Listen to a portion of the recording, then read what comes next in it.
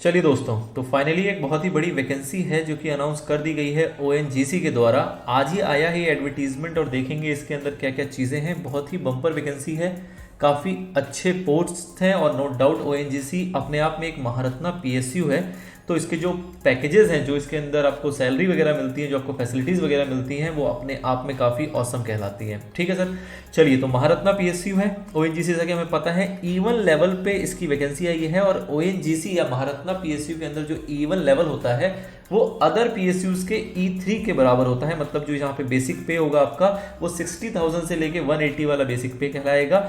No doubt यहाँ पे आपको जो 35% का कैफेटेरिया अप्रोच के अंदर अलायंसेस मिलते हैं वो मिलेंगे। साथ ही में जो यूनिक थिंग है वो होता है इसका पीआरपी, वो पीआरपी का प्रोविजन भी यहाँ पर है। तो नो डाउट पे स्केल के मामले में ओएनजीसी का कोई तोड़ नहीं है। चलिए आगे बढ़ते हैं, बात करते हैं पोस्ट के ऊपर कि कितनी पोस्ट है इसके अंदर। तो जैसा कि आपको पता है कि जो ये वैकेंसी है वो है सिर्फ और सिर्फ फाइनेंस वालों के लिए, और साथ ही में इसके अंदर पोस्ट रखी गई है मेरीन ऑफिसर्स के लिए।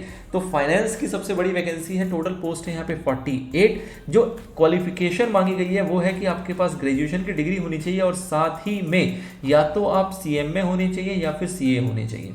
और अगर एमबीए की बात करें तो एमबीए भी इसे अप्लाई कर सकते हैं। स्पेशलाइजेशन होना चाहिए उनका फाइनेंस के अंदर और मिनिमम जो मार्क्स होंगे वो होंगे 60%, या फिर सेम अप्लाई होगा पीजीडीएम एमबीए के ऊपर भी। ठीक है, जो एक्सपीरियंस है वो निल है, एक्सपीरियंस कुछ भी नहीं मांगा गया है। टोटल पोस्ट है 48 और इसके अंदर जनरल की वैकेंसी है 22, जिसमें से एक वैकेंसी वो है जो पिछले वाली वैकेंसी से चलती हुई आ रही है, जो कि अनफिल्ड रह गई थी।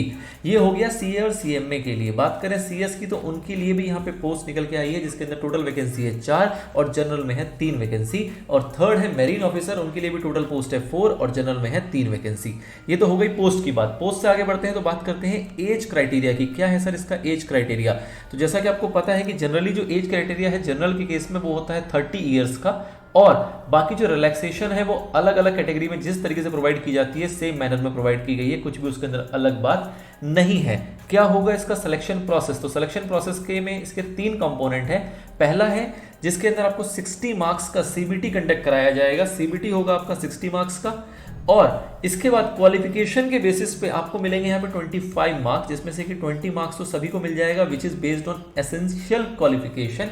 5 मार्क्स मिलेगा उन लोगों को जिन्होंने की होगी पीएचडी, उनको एक्स्ट्रा 5 मार्क्स मिलेंगे, और सीबीटी होगा आपका 60 मार्क्स का। इसके बाद इंटरव्यू कराया जाएगा, वो होगा आपका 15 मार्क्स का। बात करें पासिंग क्राइटेरिया के ऊपर, तो इस 60 मार्क्स के अंदर जो हमारे जनरल कैटेगरी के लोग हैं या फिर जो आपके ओबीसी कैटेगरी के या ईडब्ल्यूएस कैटेगरी के लोग होंगे, उनके लिए पासिंग परसेंटेज है 45% और बाकी लोगों के लिए है 40%, जो कि मिनिमम आपका क्राइटेरिया है। उसके बाद जो लोग इसको क्वालिफाई कर जाएंगे उसका प्रपोर्शन है 1:5, जिनके बेसिस पर उसको बुलाया जाएगा इंटरव्यू के लिए। मतलब एक पोस्ट के लिए 5 कैंडिडेट कॉल किए जाएंगे, तो जितने भी नंबर ऑफ पोस्ट है मल्टीप्लाई बाय 5 लोग जो हैं वो आपका सीबीटी क्वालिफाई करेंगे।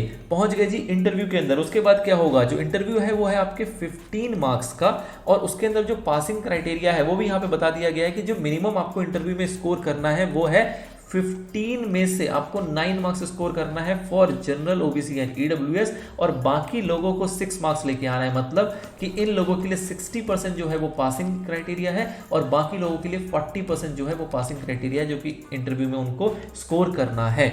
जो एग्जाम की बात करें तो एग्जाम होगा आपका सीबीटी के फॉर्म में एग्जाम कराया जाएगा, ऑनलाइन मोड में एग्जाम होगा, और उस एग्जाम के अंदर जो आपसे पूछे जाएंगे उसका ब्रेकअप कुछ इस प्रकार से है कि जो आपका डोमेन है, जैसे फाइनेंस एंड अकाउंट्स की बात करें तो उनके कंसर्न डोमेन से 80 सवाल पूछे जाएंगे। 40 क्वेश्चन होगा जनरल अवेयरनेस का, और बाकी एप्टीट्यूड टेस्ट के अंदर 30 मार्क्स हैं। कुल आपके क्वेश्चंस पूछे जाएंगे 150। इसके लिए टाइम मिलेगा आपको 180 मिनट्स का, मतलब 3 घंटे के अंदर आपको जो 150 सवाल है उसको सॉल्व करने हैं। यहाँ पे नेगेटिव मार्किंग कुछ भी नहीं होगी, ये बहुत अच्छी बात है। तो इस हिसाब से जो इसका वेटेज देखा जाए तो बहुत ही बढ़िया यहाँ पे दिया गया है।